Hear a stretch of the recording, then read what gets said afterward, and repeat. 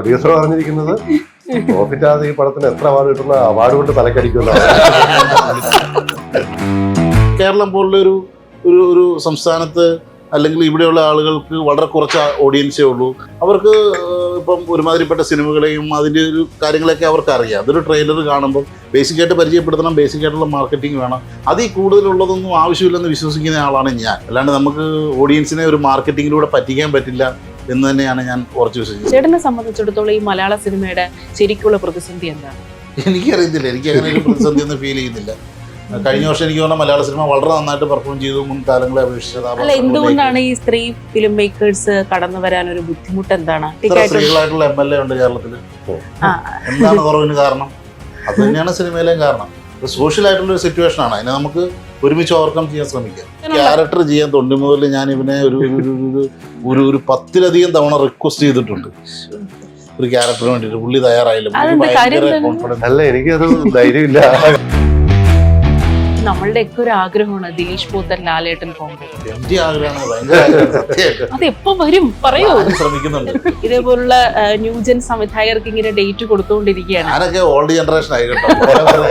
പുതിയ പിള്ളേരൊക്കെ അടിപൊളി വേറെ പടങ്ങൾ. Introducing Lulu Holidays, your one-stop travel partner. Holidays for families, couples, and solo travelers. With Lulu Holidays, it's not just travel, it's an experience to remember.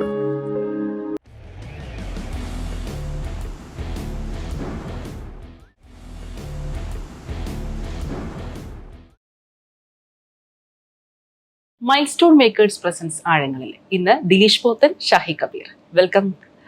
അങ്ങനെ തൊണ്ടി മുതലും ദൃസാക്ഷിക്കും ശേഷം ആശാനും ശിഷ്യനും ജോസഫ്. ഏതായാലും ആശാനെ നായകനാക്കിക്കൊണ്ട് ശിഷ്യൻ സംവിധാനവും തിരക്കഥ എഴുതുന്ന സിനിമയാണ് റോന്ത്. അങ്ങനെ ആശാൻ ശിഷ്യനൊന്നും അല്ല, സുഹൃത്തുക്കളാണ്. ഒരു പടത്തിൽ അങ്ങനെ ഒരുമിച്ച് വർക്ക് ചെയ്യുന്നേ ഉള്ളൂ. ഡയറക്ഷൻ ഡിപ്പാർട്ട്മെന്റ് വർക്ക് ചെയ്യുമ്പോൾ സ്വാഭാവികമായിട്ടും അസിസ്റ്റന്റ് ഡയറക്ടർ എന്ന പേര് വെക്കുന്നത് അത്രേ ഉള്ളൂ. അല്ല, ഷാഹി കബീർ പറഞ്ഞിട്ടുണ്ട് ജീവിതത്തിലെ ഏറ്റവും പ്രിയപ്പെട്ട വ്യക്തിയാണ്, ഫേവറേറ്റ് വ്യക്തിയാണ് പോത്തേട്ടൻ എന്ന്. എന്തുകൊണ്ടാണ് പോത്തേട്ടൻ അത്രമേൽ പ്രിയങ്കരനായത്? ഞാൻ ജോസഫിന് ശേഷം തൊണ്ടിമല്ലി അസിസ്റ്റന്റ് ഡയറക്ടറായിട്ട് വർക്ക് ചെയ്തുകൊണ്ട് ശരിക്കും പോത്തേട്ടൻ തന്നെയായിരുന്നു ഒരു ഇൻസ്റ്റിറ്റ്യൂട്ട്. അല്ലെങ്കിൽ തൊണ്ടി മുതൽ മൊത്തത്തിലൊരു ഇൻസ്റ്റിറ്റ്യൂട്ട് എന്ന് പറയാം. രാജീവണ്ണുണ്ട്, ശ്യാമണ്ണുണ്ട്, സജീവണ്ണുണ്ട്. അപ്പം അങ്ങനെ സിനിമയെ മാറിക്കാണാൻ പറ്റി. പിന്നീടുള്ള എഴുത്തിനെ അത് നന്നായിട്ട് സ്വാധീനിച്ചിട്ടുണ്ട്. സിനിമയെ മാറിക്കാണാൻ പറ്റിയെന്ന് പറഞ്ഞാൽ സിനിമയെ പിന്നെ എങ്ങനെയാണ് കാണുന്നത്? പോത്തേട്ടന്റെ ആ ഒരു ഇൻഫ്ലുവൻസിന് ശേഷം പോത്തേട്ടൻ എങ്ങനെയാണെന്ന് അറിയില്ല. ഇപ്പൊ തൊണ്ടിമല്ല ഷൂട്ട് നടക്കുന്നു, അപ്പൊ ചില സീൻസ് വരുമ്പോൾ ഇങ്ങനെ ആലോചിക്കും. അപ്പൊ ചിലപ്പോൾ അത് പോത്തേട്ടൻ വേണമെന്ന് പറയും. ഞാൻ എൻ്റെ ഉള്ളിൽ ഒരു ജഡ്ജ്മെന്റ് നടത്താറുണ്ട്. നമ്മളെ കുറച്ച് ഡിലീറ്റഡ് സീൻസ് ഒക്കെ ഉണ്ട്. അപ്പോൾ നമ്മൾ മനസ്സിൽ ഇങ്ങനെ ചിന്തിക്കും എന്താണെന്ന് തോന്നും. ചിലപ്പോൾ അത് ശരിയാകും, അല്ലെങ്കിൽ പോത്തേട്ടനോട് ചെന്ന് ചോദിക്കും അതെന്താ അങ്ങനെയെന്ന് ഞാൻ ചോദിച്ചിട്ടുണ്ട്. പോത്തേട്ടൻ പറയും ഇന്ന കാരണം കൊണ്ടാണെന്ന് പറഞ്ഞിട്ടുണ്ട്. അപ്പോൾ അങ്ങനെ ഒരു കാഴ്ചപ്പാട് മാറ്റുന്ന പരിപാടി ഉണ്ടായിരുന്നു എൻ്റെ. മറ്റത് നമ്മൾ കണ്ട് ശീലിച്ച സിനിമാളിൽ നിന്ന് വന്നതാണ് ശരിക്കും ആ ഒരു സിനിമാ ജോസഫ് വരെ. അതിനുശേഷം ഈ മൊത്തത്തിൽ ഇതിൻ്റെ ഒരു എക്സ്പ്ലെയിൻ ചെയ്യല്ലോ പല കാര്യങ്ങളും. കുറച്ചുകൂടെ ഇങ്ങനെയാണ് ഈ സിനിമ കുറച്ചുകൂടി ഇങ്ങനെ കാണേണ്ടതാണെന്ന് പഠിച്ചാൽ. ദിലീഷ് ഏട്ടാ, എല്ലാരും പോത്തേട്ടൻ എന്നാണ് വിളിക്കുന്നത്, പക്ഷെ എനിക്ക് ദിലീഷ് ഏട്ടൻ എന്ന് വിളിച്ചാണ് ശീലമുള്ളത്. ദിലീഷ് ഏട്ടൻ ഇപ്പൊ തൊണ്ടി മുതലും ദൃസാക്ഷിയിലും ഷാഹി കബീർ അസിസ്റ്റന്റ് ഡയറക്ടർ ആയിരുന്നു. ഇന്നിപ്പോ ദേശീയ അവാർഡ്, സംസ്ഥാന അവാർഡൊക്കെ വാങ്ങിച്ചു. ഇപ്പോൾ ദിലീഷ് ഏട്ടനെ നായകനാക്കിക്കൊണ്ട് തിരക്കഥയും സംവിധാനം ചെയ്യുന്നു. അന്ന് മുതലേ തന്നെ ഷാഹിയിൽ ഒരു സ്പാർക്ക് ചേട്ടൻ കണ്ടിട്ടുണ്ടായിരുന്നു? ഉറപ്പായിട്ടും. ഞാനിപ്പം ഷാഹി എൻ്റെ അടുത്ത് വന്നിട്ട് ഒരു പടത്തിൽ അസിസ്റ്റന്റ് ആവണം എന്ന് ആവശ്യപ്പെട്ടിട്ടില്ല. ഒരിക്കലും എന്നെ ആവശ്യപ്പെട്ടിട്ടില്ല. ഷാഹി എൻ്റെ അടുത്ത് മഹേഷ് കഴിഞ്ഞ സമയത്ത് ഒരു കഥ പറയാനാണ് വന്നിട്ടുള്ളത്. ആ കഥ പറയാൻ വന്ന ഷാഹിയിൽ ഒരു സ്പാർക്ക് ഉണ്ടെന്നും അങ്ങനെ ഒരു ധാരണയുള്ള റൈറ്ററാണെന്നും അങ്ങനത്തെ ഒരു സെൻസിബിലിറ്റി അയാൾക്ക് ഉണ്ടെന്നും തോന്നിയത് കൊണ്ട് ഞാനായിട്ട് അങ്ങോട്ടേക്ക് ഫോൺ വിളിച്ചിട്ട് തൊണ്ടി മുതൽ വർക്ക് ചെയ്യാവോ എന്ന് ചോദിച്ചതാണ് ഞാൻ. കാരണം എനിക്ക് ഷാഹിയുടെ ചില സപ്പോർട്ടുകൾ, പ്രത്യേകിച്ച് ഒരു പോലീസ് ഡിപ്പാർട്ട്മെൻറ്റൊക്കെ ബന്ധപ്പെട്ടിട്ടുള്ള വർക്കുകൾ ഒത്തിരി അതിലുള്ളത് കൊണ്ടും കൂടെ ഷാഹി ഈ തൊണ്ടി മുതലിന് ഒരു വർക്ക് ചെയ്യുന്നത് എനിക്ക് ഒരുപാട് യൂസ്ഫുൾ ആയിരിക്കും എന്ന് കരുതിയിട്ട് ഷാഹിനെ ഞാൻ അങ്ങോട്ട് വിളിച്ചിട്ട് ആണ് അസിസ്റ്റന്റ് ഡയറക്ടറായിട്ട് വർക്ക് ചെയ്യാൻ പറയുന്നത്. ശരിക്കും ഷാഹി സ്ക്രിപ്റ്റ് എഴുതാൻ വന്ന ആളാണ്. ഡയറക്ഷനിൽ അന്നേരം താല്പര്യം ഉണ്ടായിരുന്നു. ജോസഫ് ഒക്കെ സ്വന്തമായിട്ട് ഡയറക്റ്റ് ചെയ്യാൻ വേണ്ടി ഇറങ്ങിയാണ്. തൊണ്ടി മുതൽ കണ്ടപ്പം ഞാൻ 2 പടം അങ്ങ് കഴിയട്ടെ, അത്ര എളുപ്പമുള്ള പണിയല്ല. അന്നേ ഒരു ഇത് കണ്ടിട്ടുണ്ടായിരുന്നല്ലേ, ഉറപ്പായിട്ടും ഒരു ഉറപ്പായിട്ടും ഒരു ഡയറക്ടറുടെ ഒരു സ്പാർക്ക് ശ്രദ്ധിച്ചിട്ടുണ്ടായിരുന്നു.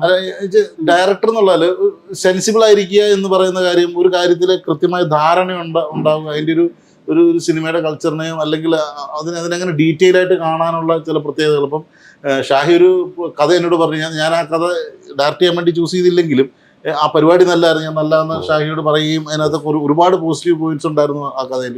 അപ്പം ആ കഥ നറേറ്റ് ചെയ്യുമ്പോഴത്തേക്കും ഷാഹി കാണിക്കുന്ന ചില ഡീറ്റെയിലുകളുണ്ട്. ഷാഹി ആ സീനെ എക്സ്പ്ലെയിൻ ചെയ്യുമ്പോൾ, ഒരു ക്യാരക്ടറിനെ കുറിച്ച് എക്സ്പ്ലെയിൻ ചെയ്യുമ്പോഴൊക്കെ അത് നമുക്ക് എനിക്കങ്ങനെ അന്നേരപ്പം തന്നെ തീർച്ചയായിട്ടും അത് നമ്മൾ ഐഡൻറ്റിഫൈ ചെയ്തു എന്നുള്ളതാണ്. അതുകൊണ്ടാണ് തീർച്ചയായിട്ടും ഷാഹിനെ ഞാൻ പറഞ്ഞില്ല അങ്ങോട്ടേക്ക് എൻ്റെ ആവശ്യത്തിനായിട്ട് വിളിച്ചത്. അല്ലെങ്കിൽ അങ്ങനെ ഒരു ദിവസം വന്ന് കണ്ട പരിചയം മാത്രമേ എനിക്ക് ഷാഹിയിലുള്ളൂ, അല്ലേ?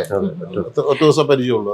അതിൽ നിന്ന് ഞാൻ ഷാഹിനെ അങ്ങോട്ടേക്ക് വിളിച്ചതാണ്. ചേട്ടൻ്റെ ആണെങ്കിലും ഷാഹിയുടെ ആണെങ്കിലും എല്ലാം ക്യാരക്ടർ ഡ്രിവൺ സിനിമകളാണ്. കൂടുതൽ ആ ക്യാരക്ടറിൽ ഊതി നിന്നിട്ട് ആ ഒരു സിനിമയുടെ പോക്ക് തന്നെ സിറ്റുവേഷൻ ഡ്രിവണും ഉണ്ട്, ക്യാരക്ടർ ഡ്രിവണും ഉണ്ട്. എന്തുകൊണ്ടാണ് ഈ ക്യാരക്ടർ ഡ്രിവണിൽ ഫോക്കസ് ചെയ്യാനുള്ള കാരണം? ഞാനങ്ങനെ വായനയൊക്കെ വളരെ കുറവുള്ള ആളാണ് കമ്പാരിറ്റീവ്ലി. അങ്ങനെ ഒരു ആരുടെ എഴുത്ത് തന്നെ സ്വാധീനിച്ചിട്ടൊന്നുമില്ല സത്യത്തിൽ. ഞാൻ ഇൻഡിപെൻഡൻ്റ് ആണെന്ന് കരുതുന്നു. ഞാൻ കൂടുതലും ഞാൻ പരിചയപ്പെട്ടിട്ടുള്ള വ്യക്തികൾ, ഞാൻ അടുത്തിടപഴകിയിട്ടുള്ള ആളുകൾ, അങ്ങനെയാണ് ഞാൻ ഒരു ക്യാരക്ടറുമായിട്ട് കണക്റ്റ് ആവുന്നത് എപ്പോഴും. ഞാനങ്ങനെ മനുഷ്യരുമായിട്ട് അങ്ങനെ ഇടപെടുകാറുണ്ട്. ഞാൻ അങ്ങനെ ആളുകളെ അങ്ങനെ മനസ്സിലാക്കാറുണ്ടെന്നാണ് ഞാൻ വിശ്വസിക്കുന്നത്. നേരിട്ടുള്ള അനുഭവങ്ങളാണ് എന്നെ സ്വാധീനിക്കാറ്. അത്തരം ഒരുപാട് അനുഭവങ്ങൾ ഉണ്ട് ജീവിതത്തിൽ. അല്ല, ചേട്ടൻ്റെ സിനിമകളും അങ്ങനെയാണല്ലോ. ഇപ്പോൾ ഒരു നാടിനെ കുറിച്ചുള്ള സിനിമ പറയുകയാണെങ്കിൽ, ഒരു ക്യാരക്ടർ ആണെങ്കിൽ പോലും ആ നാടും നാട്ടുകാരെല്ലാം അതിനകത്ത് കഥാപാത്രങ്ങളായിട്ട് വരുന്നുണ്ട്. ഇപ്പം അമീർ ഖാൻ ഒരു ഇന്റർവ്യൂവിൽ പറഞ്ഞിട്ടുണ്ടായിരുന്നു, ഒരു സിനിമ കൂടുതൽ റിജിനൽ ആവുമ്പോഴാണ് അത് കൂടുതൽ പാൻ ഇന്ത്യൻ ആവുന്നതെന്ന്. കാരണം നമ്മളുടെ സംസ്കാരവും നമ്മളുടെ ആളുകളുടെ ജീവിതവും കാണാനാണ് പുറത്തുള്ളവർക്ക് താല്പര്യമെന്ന്. ചേട്ടൻ അതിനെക്കുറിച്ച് എന്താ തോന്നുന്നത്? അല്ല, ഞാൻ മറ്റുള്ളവർ ഇത് കാണുന്നതിൽ എക്സൈറ്റഡ് ആണോ എന്ന് ഞാൻ ആലോചിക്കാറില്ല. എനിക്കറിയാവുന്ന അതേ ഉള്ളൂ. അതുകൊണ്ടാണ് ഞാൻ ആ കഥകൾ പറയുന്നത്. എനിക്ക് അങ്ങനെ, ഞാൻ ഭയങ്കര നാട്ടിൻപുറത്ത് ജീവിച്ചിട്ടുള്ള ആളാണ്, ഭയങ്കര റൂട്ടഡ് ആയിട്ടുള്ള ആളുകൾക്കിടയിൽ ജീവിച്ചിട്ടുള്ള ആളാണ്. അപ്പോൾ അങ്ങനത്തെ സാധാരണ ആളുകളുമായിട്ട് ഇടപഴകി എനിക്ക് അവരെ മാത്രമേ പരിചയമുള്ളൂ. അതുകൊണ്ടാണ് പലപ്പോഴും എൻ്റെ കഥകളിൽ അല്ലെങ്കിൽ എൻ്റെ സിനിമകളിലൊക്കെ അവരെ അങ്ങനെ കാണാൻ പറ്റുന്നതെന്നുള്ളതാണ് ഞാൻ വിശ്വസിക്കുന്നത്. എനിക്ക് അത്ര അറിയത്തുള്ളൂ, അതാണ് അതിൻ്റെ ഫാക്റ്റ്. ഞാൻ അതിൻ്റെ ഒരു ഭയങ്കര റീച്ചിൻ്റെ സാധ്യതയോ അല്ലെങ്കിൽ എനിക്കിപ്പോൾ എൻ്റെ സിനിമ ലോകം മുഴുവൻ കാണണം അല്ലെങ്കിൽ അങ്ങനെയൊന്നും ഞാൻ ഒരിക്കലും ചിന്തിക്കാറില്ല. എനിക്ക് ഇഷ്ടപ്പെട്ട ഒരു കഥ പറയാൻ, എനിക്ക് പരിചയമുള്ള കഥാപാത്രങ്ങളെ മറ്റുള്ളവർക്ക് പരിചയപ്പെടുത്താൻ മാത്രമായിട്ടാണ് സിനിമയെ അങ്ങനെ സമീപിക്കാറ്.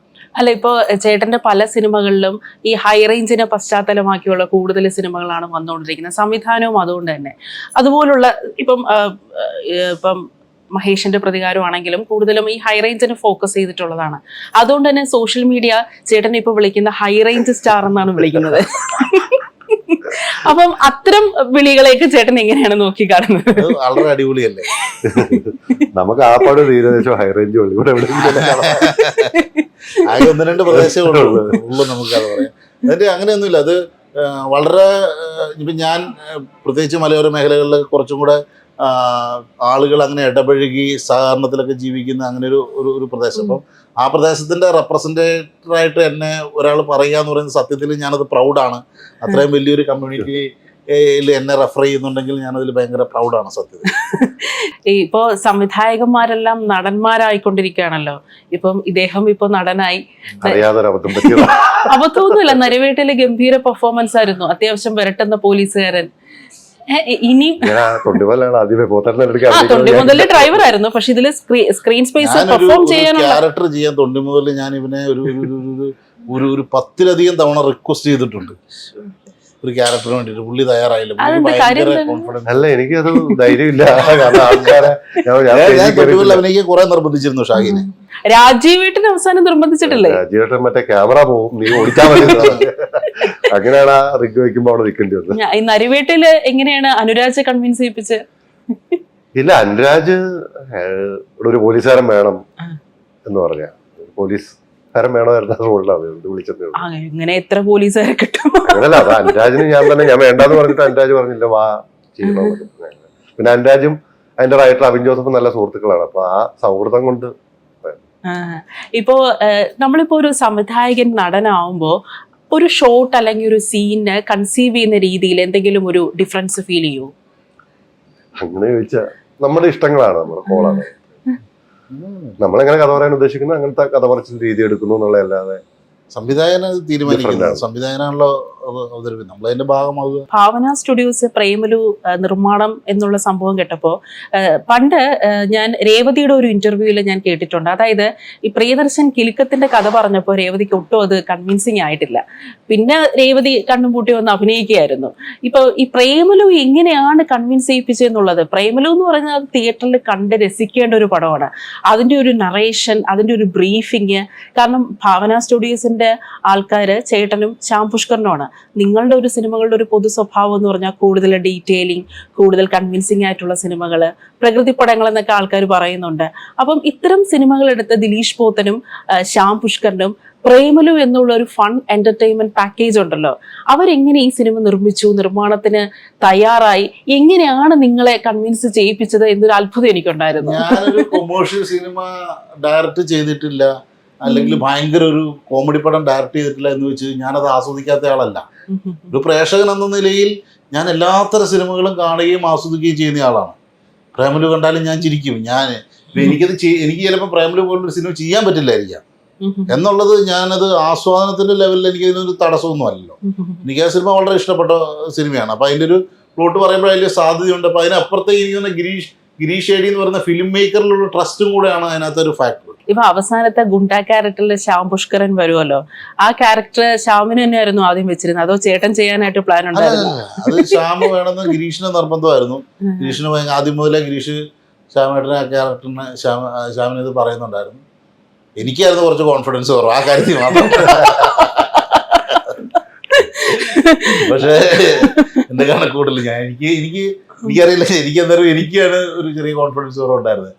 ഞാനാണെങ്കിൽ പിന്നെ ഇപ്പം ഞാൻ എൻ്റെ കൂടെയുള്ള പലരെയും അഭിനയിപ്പിച്ചിട്ടുണ്ട്, അല്ലെങ്കിൽ അഭിനയിക്കാൻ നിർബന്ധിച്ചിട്ടുണ്ട്. അപ്പം ഞാൻ ശ്യാമ നിന്നെ മാത്രം എനിക്ക് ഒരു ക്യാരക്ടറിന് ഇതുവരെ അഭിനയിക്കണം എന്ന് ചോദിക്കാനോ പറയാനോ എനിക്ക് തോന്നിയിട്ടില്ല എന്ന് ഞാൻ ഇങ്ങനെ തമാശയ്ക്ക് പറഞ്ഞു. അപ്പം ഇതിങ്ങനെ പറഞ്ഞു. അത് കഴിഞ്ഞപ്പോഴത്തേക്കും അപ്പം ഈ ശ്യാമിന് ചെറിയ നമുക്ക് ഒരു ദിവസം നോക്കാം എന്നൊക്കെ പറഞ്ഞിട്ട് പുള്ളി പോയി. എന്നിട്ട് ഞാൻ ഷൂട്ട് കഴിഞ്ഞ് അന്ന് ഞാൻ പിന്നെ ഗിരീഷിനെ വൈകിട്ട് വിളിച്ച് ഓക്കെ ആണോ, ഇല്ലെങ്കിൽ നമുക്ക് മാറ്റാന്ന് പറഞ്ഞു. ഗിരീഷ് പറഞ്ഞ് ഞെട്ടിച്ചിരിക്കുകയാണ്, ഭയങ്കര പ്രകടനമാണെന്ന് പറഞ്ഞു. ആ ശ്യാം പുഷ്കരൻ പറഞ്ഞായിരുന്നല്ലോ ഇതിന്റെ ഒരു പരിപാടിക്ക് ആദ്യമായിട്ട് 100 കോടി ക്ലബ്ബിൽ കയറിയത് ഞാനാണ്. ദിലീഷ് ചേട്ടൻ അന്ന് ഇന്റർവ്യൂവില് പറഞ്ഞിട്ടുണ്ടായിരുന്നു, അതായത് ഈ ജോജിയുടെ ലോകത്ത് നിന്ന് ഇപ്പോഴും ദിലീഷ് ചേട്ടന് ഇറങ്ങി വരാൻ സാധിച്ചിട്ടില്ല എന്നുള്ളത്. അന്നൊരു ഇന്റർവ്യൂല് പറഞ്ഞിട്ടുണ്ടായിരുന്നു. അതേപോലെ ഈ ക്യാരക്ടർ ചെയ്യുമ്പോൾ അത്രയധികം ഹോണ്ട് ചെയ്ത് ഏതെങ്കിലും ക്യാരക്ടർ ഉണ്ടായിരുന്നോ അഭിനയിച്ചതില്? പല ക്യാരക്ടേഴ്സും നമ്മളെ അങ്ങനെ സ്വാധീനിക്കും. എനിക്കതിങ്ങനെ ഹോണ്ട് ചെയ്യാന്ന് പറഞ്ഞു കഴിഞ്ഞാല് ഒരു എന്താ പറയാ, ഒരു വലിയ കാലയളവൊന്നും എന്നെ പല കഥാപാത്രങ്ങളും ഹോണ്ട് ചെയ്തിട്ടുണ്ടെന്നും ഞാൻ അവകാശപ്പെടുന്നില്ല. പക്ഷെ ഒരു ചെറിയ പീരീഡ്, വളരെ ചെറിയ പീരീഡ്, അല്ലെങ്കിൽ അറ്റ്ലീസ്റ്റ് അന്ന് പിറ്റേ ദിവസം എന്നൊക്കെ പറയുന്നത് പോലെയാണ് എന്നെ കഥാപാത്രങ്ങൾ സ്വാധീനിക്കാറുണ്ട്. ചിലപ്പോൾ ഇച്ചിരി മോശം ക്യാരക്ടർ ചെയ്ത ആ സമയത്ത് ഞാനും ഇച്ചിരി മോശമാണോ എന്ന് എനിക്ക് തോന്നാറുണ്ട്. പല ഞാൻ പറയുന്നത് ഒന്നിലധികം കഥാപാത്രങ്ങൾ തന്നെ അങ്ങനെ ഞാനത് എടുത്തു പറയാൻ ഉദ്ദേശിക്കുന്നില്ല. പക്ഷെ എനിക്കതുകൊണ്ട് പലപ്പോഴും നെഗറ്റീവ് ക്യാരക്ടേഴ്സ് ചെയ്യാൻ ഇപ്പം ഇഷ്ടക്കുറവാണ്. ഞാൻ അങ്ങനെയുള്ള ക്യാരക്ടേഴ്സ് ഒക്കെ ചെയ്യുന്ന സമയത്ത് ഞാൻ കുറച്ചുകൂടെ മോശം വ്യക്തിയായിട്ട് പെരുമാറ്റത്തിലൊക്കെ ഞാൻ പെട്ടെന്ന് ചൂടാവുമോ അങ്ങനെയൊക്കെ ചെയ്യുന്ന പോലെ എനിക്ക് ഫീൽ ചെയ്യാറുണ്ട്. അപ്പം ഞാൻ അങ്ങനെ കുറച്ചും കൂടെ ചില്ല് ക്യാരക്ടേഴ്സ് ചെയ്യാനാണ് ഇഷ്ടപ്പെടുന്നത്. അപ്പൊ ഗിരീഷ് ഷെഡിയുടെ പ്രേമലു 2 ദിലീഷ് ചേട്ടന് ഒരു റോൾ ഉണ്ടാവോ? ഇല്ലെന്ന് ഞാൻ അടുപ്പിക്കുന്നില്ല. അല്ല, പ്രേമലു 2 ഒരു വലിയ ക്യാൻവാസിൽ എടുക്കുന്ന ഒരു സിനിമയാണെന്ന് കേട്ടു. അല്ല, അങ്ങനെയൊക്കെ പ്ലാൻ ഉണ്ട്, ഒന്നും ആയിട്ടില്ല. അത് ചില സാങ്കേതിക കാരണങ്ങളാൽ ഇങ്ങനെ പോസ് ചെയ്ത് വെച്ചിരിക്കുകയാണ്. ഓക്കെ. ദിലീഷ് ചേട്ടാ, ഇപ്പൊ ദിലീഷ് ചേട്ടൻ ജയറാമിനെ നായകനാക്കി ഒരു സിനിമ സംവിധാനം ചെയ്യാൻ പോകുന്നു എന്നുള്ള ചില ജയറാമിനെ നായകനാക്കി ഇല്ല അങ്ങനെ പ്ലാൻ ഒന്നുമില്ല. എനിക്കൊന്ന് സോഷ്യൽ മീഡിയയിൽ ഒരുപാട് ദിലീപിനെ നായകനാക്കി ഷാഹി കബീർ സംവിധാനം ചെയ്യുന്നു എന്നൊരു വാർത്ത ഞാൻ കണ്ടായിരുന്നു. സോഷ്യൽ മീഡിയയിൽ ഇങ്ങനെ വരുന്ന കാര്യങ്ങളല്ല. നമ്മൾ ചിലപ്പം ചില കഥകളൊക്കെ വരുമ്പോഴത്തേക്ക് അയാൾ അങ്ങനെ ഇപ്പൊ എപ്പോഴും നമ്മളൊരു ഫിലിം മേക്കർ എന്ന നിലയിൽ പല കഥകൾ ആലോചിക്കുന്നുണ്ട്. അപ്പം പല നടന്മാരെയും നമ്മൾ അപ്പം റെഫറൻസിനൊക്കെ ആലോചിക്കുകയോ ചെയ്യും, ആലോചിച്ചിട്ടുണ്ടാവും. പക്ഷെ ഒരു പ്രൊജക്ട് എന്ന നിലയിൽ മുമ്പോട്ടേക്ക് വെക്കാവുന്നതോ അല്ലെങ്കിൽ പൂർണ്ണമായൊരു വളർച്ച എത്തിയതോ അല്ലെങ്കിൽ അങ്ങനെ ഒരു ഘട്ടത്തിലേക്കും അങ്ങനെ എത്താവുന്ന പ്രൊജക്ടുകളൊന്നും ആയിട്ടില്ല. ഞാൻ ആലോചന നടക്കുന്നേ ഉള്ളൂ. നമ്മളെല്ലാരും ദിലീഷ് പോത്തന്റെ അടുത്ത സംവിധാന സംരംഭത്തിന് വേണ്ടി വെയിറ്റ് ചെയ്യണം. അതിനെന്താണ് ഇത്ര ഒരു തിരക്കഥ ഓ അതാണ് പ്രശ്നം. അതാ അടുത്ത ആളിരിക്കുകയാണ്. ദിലീഷ് ഏട്ടാ, ഇപ്പോ നമ്മൾ ഈ സോഷ്യൽ മീഡിയയിലുള്ള യുവാക്കളെന്ന് ഞാൻ എടുത്തു പറഞ്ഞാണ്, അവർക്കൊരു ഹരമാണ് ഈ പോത്തേട്ടൻ ബ്രില്യൻസ് എന്ന് പറയുന്നത്. അവരെടുത്തെടുത്ത സിനിമകൾ ഇപ്പോഴും മഹേഷിന്റെ പ്രതികാരത്തിന്റെ ഡീറ്റെയിലിങ്ങിനെ കുറിച്ചുള്ള സംസാരങ്ങൾ നടക്കുന്നു, ജോജിയുടെ ഡീറ്റെയിലിങ്ങിനെ കുറിച്ചുള്ള സംസാരങ്ങൾ നടക്കുന്നു. ഷാഹിക്ക് പേഴ്സണലി പോത്തേട്ടൻ ബ്രില്യൻസ് ഷാഹിക്ക് പേഴ്സണലി എവിടെയൊക്കെയാണ് ഫീൽ ചെയ്തിട്ടുള്ളത്? പോത്തേട്ടൻ ബ്രില്യൻസ് എന്നുള്ളതല്ല, ഇപ്പൊ പോത്തേട്ടനാണ് സാറ്. ഞാൻ സിനിമ കാണുമ്പോൾ ഞാൻ പറഞ്ഞു എൻ്റെ നേരത്തെ പ്രശ്നമുണ്ട്, ഞാൻ 2 കഥാപാത്രങ്ങൾ തന്നെ ആയിരിക്കും കാണുന്നത്. ഇതിന്റെ ബാക്ക് ഡ്രോപ്പ് ഞാൻ ശ്രദ്ധിച്ചിട്ടേ ഇല്ല, അതിന്റെ ഇമ്പോർട്ടൻസ് എനിക്കറിയില്ലായിരുന്നു. ആക്ച്വലി ഞാൻ തൊണ്ടിമൂലി വർക്ക് ചെയ്യുമ്പോഴാണ് പോത്തേട്ടൻ എന്നാണ് മനസ്സിലായി, ഇത്രയും ആ സ്ക്വയറിനുള്ളിൽ മൊത്തം പോത്തേട്ടൻ്റെ കണ്ണെത്താത്തൊരു പോയിന്റ് ഇല്ല. അത് ഒരു ആർട്ട് കൊണ്ടോ അല്ലെങ്കിൽ ഒരു പാസിങ്ങിലോ ഒക്കെ കൃത്യമായ ഒരു കാരണം വേണം എന്ന് പറഞ്ഞു. ഇപ്പം പോലീസ് സ്റ്റേഷന്റെ പാസിങ് പലപ്പോഴും പോത്തേട്ടൻ എൻ്റെ അടുക്കലായിരുന്നു പറയുന്നത്, ബാക്കിലെ പാസിങ് എന്ന് വെച്ചാൽ. അപ്പൊ ഞാനൊരു 3 സെറ്റ് ഓഫ് ആൾക്കാരെ കൊണ്ടു നിർത്തുകയാണ്. പോത്തേട്ടൻ വന്നിട്ട് ഇവര് എന്താന്ന് ചോദിച്ചാൽ ഇന്ന സമയത്ത് ഇന്ന ആൾക്കാരായിരിക്കും വരുന്നത്. അപ്പം പോത്തേട്ടനാണ് പിന്നെ ചൂസ് ചെയ്യുന്നത് ഇതിൽ ഏത് വേണമെന്നുള്ളത്. ആ ഒരു മൈന്യൂട്ട് കാര്യമാണ്. ഞാൻ വിചാരിക്കുന്നത് ചിലപ്പോൾ ആൾക്കാരും ശ്രദ്ധിക്കത്ത് പോലും ഇല്ല. കാരണം ഇവിടെ ഫ്രണ്ടി പാസിൽ നിമിഷമൊക്കെ നിൽക്കുമ്പോൾ ആ ബാക്കിൽ എവിടെയോ നടക്കുന്ന വളരെ മിനിമലായിട്ട് കാണുന്നത്. പക്ഷെ ആ സമയവും കാലവും അല്ലെങ്കിൽ ആ കൾച്ചറും ഒക്കെ കൃത്യമായിട്ട് ഉണ്ടാവണമെന്ന് പോത്തേട്ടൻ പറയുമ്പോഴാണ് ഞാനും ഈ വലിയ ചതുരത്തിലോട്ട് അങ്ങനെ ഉള്ളത്. കാരണം അതിനു മുമ്പ് വരെ കണ്ടുകൊണ്ടിരുന്ന പെർഫോമൻസുകൾ കണ്ടുകൊണ്ടിരിക്കുകയായിരുന്നു. ഓവറോൾ എങ്ങനെയാണ് ഒരു ഫിലിമിന്റെ ഫീൽ ഇത്രയും മാറുന്നതെന്ന് അങ്ങനെയാണ് ഞാൻ പഠിച്ചത്. നിങ്ങൾ കൈ തൊട്ടതെല്ലാം വിജയിക്കുകയാണ്, പരാജയം ഒന്നും തന്നെ ഇല്ല. അപ്പൊ നിങ്ങൾ ഇതിന്റെ പിന്നിൽ ചെയ്യുന്ന ആ പണി എന്താണെന്നൊന്ന് പറയാമോ? ചീത്ത കേൾക്കരുത് നമ്മുടെ ആഗ്രഹമാണ് എന്നെ സംബന്ധിച്ച്.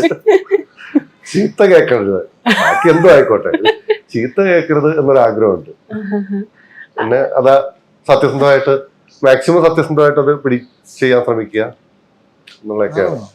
നമ്മൾ അതിനോട് ആത്മാർത്ഥത കാണിക്കുക എന്നുള്ളത് മാത്രമേ ഉള്ളതേ. നമ്മുടെ സിനിമയോട്, നമ്മുടെ കഥാപാത്രങ്ങളോട്, നമ്മുടെ കൂടെ വർക്ക് ചെയ്യുന്നവരോട് എല്ലാവരോടും നമ്മൾ ആത്മാർത്ഥമായിട്ട് ഇടപെട്ടാൽ അത് സംഭവിക്കുമെന്ന് തന്നെയാണ് ഞാൻ കരുതുന്നത്. കാരണം നമുക്ക് നമ്മുടെ സിനിമയെ മോശമാക്കാൻ പറ്റില്ല, നമ്മുടെ ഒരു ക്യാരക്ടറെ മോശമാക്കാൻ പറ്റില്ല, നമ്മുടെ ഒരു ആക്ടറെ മോശമാക്കാൻ പറ്റില്ല, നമ്മുടെ പ്രൊഡ്യൂസറെ നമുക്ക് നശിപ്പിക്കാൻ പറ്റില്ല. എല്ലാത്തിനും വേണ്ടി ആ എഫേർട്ട് നമുക്ക് എടുക്കാനേ പറ്റുള്ളൂ. ഞാൻ പറയുന്നത് ഇപ്പം ഷായി നേരത്തെ പറഞ്ഞ പോലെ എന്ന് പറയാൻ, വിജയം ചിലപ്പം ഭാഗ്യം എനിക്കറിയില്ല, അതിന് പല കാരണങ്ങളുണ്ടാവും. ഒരു ഭയങ്കര വിജയത്തിന് ചിലപ്പം പല ഫാക്ടേഴ്സും ഉണ്ടാവും. പക്ഷേ നമ്മുടെ ആത്മാർത്ഥമായിട്ടുള്ളൊരു ശ്രമം ആ സിനിമയിൽ ഉണ്ടായാൽ മതി എന്നാണ് ഞാൻ വിശ്വസിക്കുന്നത് ആസ് എ ഫിലിം മേക്കർ. നമ്മുടെ സിനിമ ഭയങ്കര ഒരുപാട് ദിവസം ഓടണമെന്നോ എല്ലാവർക്കും ഇഷ്ടപ്പെടണമെന്നോ വലിയ പൈസ കളക്ട് ചെയ്യണമെന്നോ എന്നൊക്കെ ഉള്ളത് നമുക്ക് സന്തോഷം തരും. അതൊക്കെ സെക്കൻഡറി ഫാക്ടറാണ്. നമ്മുടെ സിനിമ കണ്ടിട്ട് ഒരാൾ പറയുകയാണ് നീ അതിൽ പണിയെടുത്തിട്ടില്ല, നീ അതിൽ ആത്മാർത്ഥമായിട്ടൊരു ശ്രമവും നടത്തിയിട്ടില്ല എന്ന് പറഞ്ഞാൽ അത് വേദനാജനകമാണ്. നമ്മളൊരു ഫിലിം മേക്കർ എന്ന നിലയിൽ ഞാൻ ഉറപ്പ് വരുത്തുന്നത് എൻ്റെ ആത്മാർത്ഥമായ ശ്രമം ഈ സിനിമയ്ക്ക് പിന്നിലുണ്ട് എന്ന് മാത്രമാണ് ഞാൻ ഉറപ്പ് വരുത്താറ്. ഇപ്പോൾ ചേട്ടൻ്റെ ഇൻ്റർവ്യൂസ് എല്ലാം ശ്രദ്ധിക്കപ്പോൾ ഞാൻ ശ്രദ്ധിച്ചിട്ടുള്ള കാര്യം, എത്ര കോൺട്രവേഴ്സിയായിട്ട് ആയിട്ടുള്ള ചോദ്യങ്ങളും ചേട്ടൻ വളരെ നയചാതുരിയുടെ മറുപടി പറയും. ആരെയും ഹേർട്ട് ചെയ്യിപ്പിക്കാത്ത രീതിയിൽ, അതായത് കുഴപ്പത്തിൽ ചാടാത്ത രീതിയിൽ ചേട്ടൻ മറുപടി പറയാറുണ്ട്. ചേട്ടൻ ഈ പൊതുവേ ഡയറക്റ്റ് ചെയ്യുന്ന സമയത്തുണ്ടല്ലോ, ചില സംവിധായകരൊക്കെ ഭയങ്കര ഫ്രസ്ട്രേറ്റഡ് ആവാറുണ്ട്, ഇറിറ്റേറ്റഡ് ആവാറുണ്ട്. അത് ചേട്ടൻ്റെ ഒരു ഡയറക്ടോറിയൽ രീതി എങ്ങനെയാണ്? അങ്ങനെ ദേഷ്യപ്പെടുക? ഇല്ല, അതിന്റെ അകത്ത് ഞാൻ പോത്തേട്ടനിന്നാണ് പഠിച്ചത്. സിനിമ ഷൂട്ട് ചെയ്യുമ്പോൾ നമുക്ക് 100 പ്രശ്നങ്ങളും പല സ്ഥലം പ്രശ്നങ്ങളും ഉണ്ടാകും. പക്ഷെ ഇത് പുറത്ത് കാണിക്കാത്ത ഏറ്റവും നല്ല അഭിനേതാവാണ് സംവിധായകൻ. നമുക്ക് എന്ത് പ്രശ്നം ഉണ്ടായാലും ആർട്ടിസ്റ്റോ ബാക്കിയുള്ളവർ ഇത് അറിയരുത്. ഇതിനിടയിൽ കൂടെ ചിരിച്ച് എങ്ങനെയെങ്കിലും ഒക്കെ തമാശ പറഞ്ഞ് പോവാ. എന്റെ മോശമായ ഒരു പെരുമാറ്റം പ്രത്യേകിച്ച് സിനിമയിൽ ഒരു ഗുണം ഉണ്ടാക്കില്ലെന്നാണ് ഞാൻ വിശ്വസിക്കുന്നത്. അതെൻ്റെ സഹപ്രവർത്തകരോട്, ടെക്നീഷ്യൻസിനോടായാലും എൻ്റെ അസിസ്റ്റൻസിനോടായാലും എൻ്റെ ആക്ടേഴ്സിനോടായാലും ഞാൻ മോശമായിട്ടോ അവരെ പ്രൊവോക്ക് ചെയ്യുന്ന രീതിയിലോ ഞാൻ എടുക്കുന്ന ഒരു പെരുമാറ്റം അതവരെ വേദനിപ്പിക്കും. ആരെയായാലും, ഏതൊരു മനുഷ്യനായാലും വേദനിപ്പിക്കും. അതിൽ നിന്ന് നല്ലൊരു റിസൾട്ട് ഒരിക്കലും ഉണ്ടാവില്ല. നമ്മളൊരു നല്ല റിസൾട്ടിന് വേണ്ടി എല്ലാവരും കൂടെ ശ്രമിച്ചുകൊണ്ടിരിക്കുമ്പോൾ എന്ത് കാര്യത്തിന് വേണ്ടിയിട്ടായാലും നമ്മൾ ചെയ്യും. പക്ഷെ മനുഷ്യൻ എന്ന നിലയിൽ നമ്മൾ ബലഹീനരാണ്.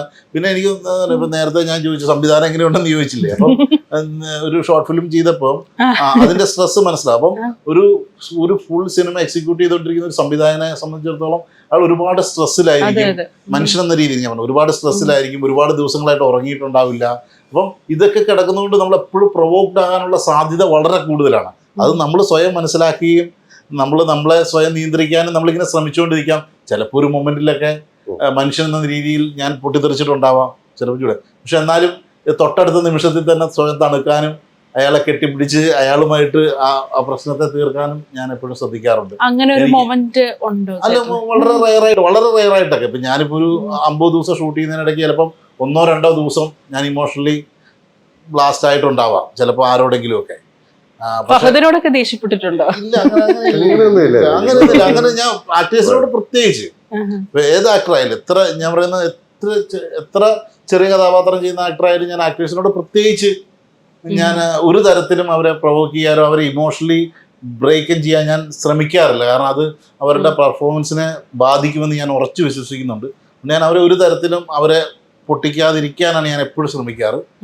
അതുപോലെ തന്നെ ടെൻഷൻ നമ്മളിപ്പോൾ ചിലപ്പോൾ നമ്മുടെ അസിസ്റ്റൻസിനോടൊക്കെ ചിലപ്പോൾ വളരെ റയറായിട്ടാണ് കേട്ടോ, എനിക്ക് തോന്നാറില്ല ഞാൻ അങ്ങനെ ഒരു ഒരാളല്ല. ഭയങ്കര എനിക്ക് ബുദ്ധിമുട്ടുണ്ടായിട്ടില്ല. ചേട്ടന് ഈ പേഴ്സണലി പോത്തേട്ടൻ ബ്രില്യൻസിനെ കുറിച്ചുള്ള ചർച്ചകൾ നടക്കുമ്പോൾ ചേട്ടന് പേഴ്സണലി എന്താണ് തോന്നുന്നത്? ചെറുതായിട്ട് ഒരു ചമ്മല് തോന്നാറുണ്ടോ? ചെറുതായിട്ടല്ല, ആദ്യഘട്ടത്തിൽ എനിക്ക് ഭയങ്കര ചമ്മലായിരുന്നു. ഞാനിങ്ങനെ വേദികളിലൊക്കെ ഇരുന്ന ആൾക്കാർ ഇത് പറയുമ്പോൾ ഞാനിങ്ങനെ തലകുനിച്ചു പോകലാണ് ചെയ്യാറ്. ഇപ്പൊ ഞാൻ അതുമായിട്ട് പൊരുത്തപ്പെട്ട് ഒക്കെയാണ്. അല്ല, ഞാൻ പറഞ്ഞ അങ്ങനെയല്ല, അത് നല്ലതാണ്. പക്ഷെ എന്നാലും എനിക്കിത് പേഴ്സണലി ഇപ്പം പൊതുവെ എനിക്ക് എന്നെ ഇരുത്തിക്കൊണ്ട് ആരെങ്കിലും നല്ലത് പറയുമ്പോൾ എനിക്കത് ഭയങ്കര കേൾക്കാൻ അത്ര ഇഷ്ടമുള്ള ആളല്ല പേഴ്സണലി ഞാൻ. അതുകൊണ്ട് തന്നെ അല്ല, ഇതിന്റെ ഒരു രസം എന്താണെന്ന് വെച്ചാൽ ഇനീഷ്യൽ ടൈമിൽ നമുക്കത് ഈ ഡീറ്റെയിലിംഗ് ആണ് ബ്രില്യൻസ് എന്ന് പറഞ്ഞു വരുന്നത്. പിന്നെ നമ്മൾ നോക്കുമ്പോൾ ഇതൊരു ശല്യം എല്ലാ സിനിമയ്ക്കും. അത് അങ്ങനെ അവരങ്ങനെ ചെയ്തു, അത് ഇങ്ങനെ ചെയ്തു. അത് ബ്രില്യൻസ് അല്ലല്ലോ, ഇത് പണിയല്ലേ.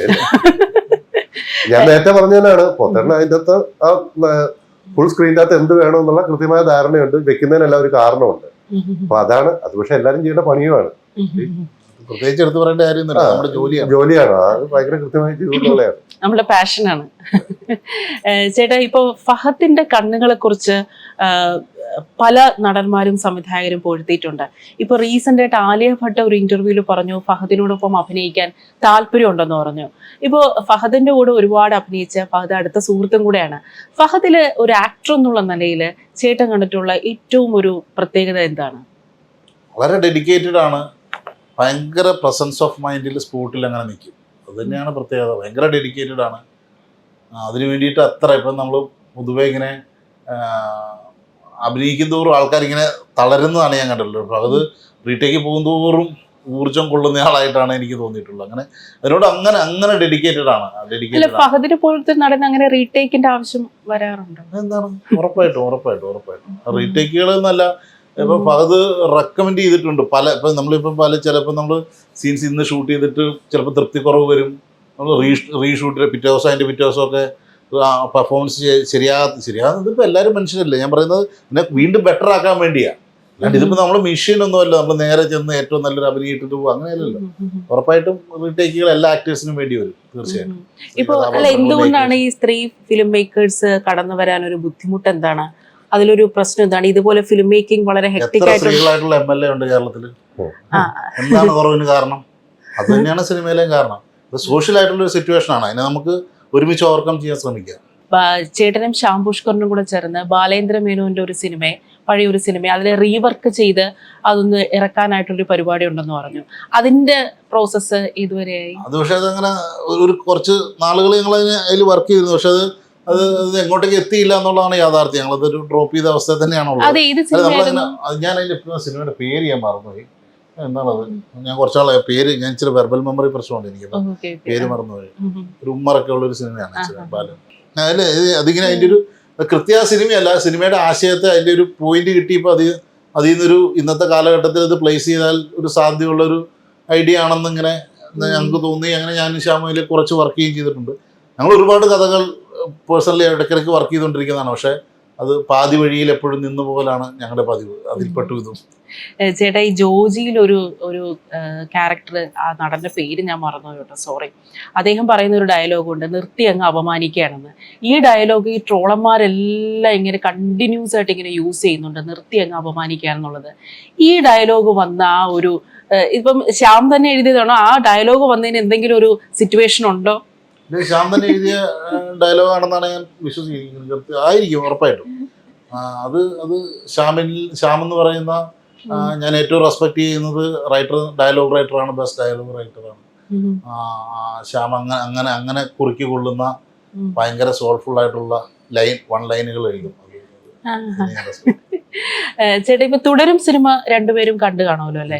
ഞാനും കണ്ടിട്ടില്ല. രണ്ടുപേരും കണ്ടില്ലേ? അല്ല, ഞാനൊരു യാത്രയിലായിരുന്നു. അപ്പൊ അത് 2 മാസമായിട്ട് ഞാൻ സ്ഥലത്തില്ലായിരുന്നു. 2 മാസമായിട്ട് ഞാൻ സ്ഥലത്തില്ലായിരുന്നു. കഴിഞ്ഞ ആഴ്ച വന്നേ ഉള്ളൂ. അപ്പൊ ഞാൻ ഇന്ന് കാണാൻ വേണ്ടി ഇരിക്കും. കാരണം നാളെ OTT വരുമെന്ന് കേട്ടു. അപ്പൊ അതിന് OTT വരുന്നുണ്ട്. തിയേറ്ററിൽ പോകണം. പക്ഷെ സമയം കിട്ടിയില്ല. നീ ഇന്റർവ്യൂ ഇല്ലായിരുന്നു പോവായിരുന്നു. ഇപ്പൊ ഈ തുടരും സിനിമയെ കുറിച്ച് പൊതുവിൽ എല്ലാവരും പറയുന്നത് ലാലേട്ടന്റെ തിരിച്ചുവരവ് എന്നാണ് ഈ സിനിമയെ കുറിച്ച് പറയുന്നത്. നമ്മൾ കാണാൻ ആഗ്രഹിക്കുന്ന ലാലേട്ടനെയാണ് ഈ സിനിമയിൽ മലയാളികൾ കണ്ടു എന്ന് പറയുന്നത്. ഇതിനു മുൻപേ മോഹൻലാലിന്റെ പല സിനിമകളും വർക്കാവാതെ വന്നിട്ടുണ്ടായിരുന്നു. അപ്പോൾ ഈ മലയാളികൾ കാണാൻ ആഗ്രഹിക്കുന്ന ഒരു ലാലേട്ടനുണ്ടല്ലോ. ഇപ്പൊ നിങ്ങൾ രണ്ടുപേരും ലാലേട്ടന്റെ സിനിമകളൊക്കെ കണ്ടാണ് സിനിമ പഠിച്ചും ഇഷ്ടപ്പെട്ടൊക്കെ വളർന്നു വന്നത്. നിങ്ങൾക്ക് അങ്ങനെ കാണാൻ ആഗ്രഹിക്കുന്ന ഒരു ലാലേട്ടനുണ്ടോ?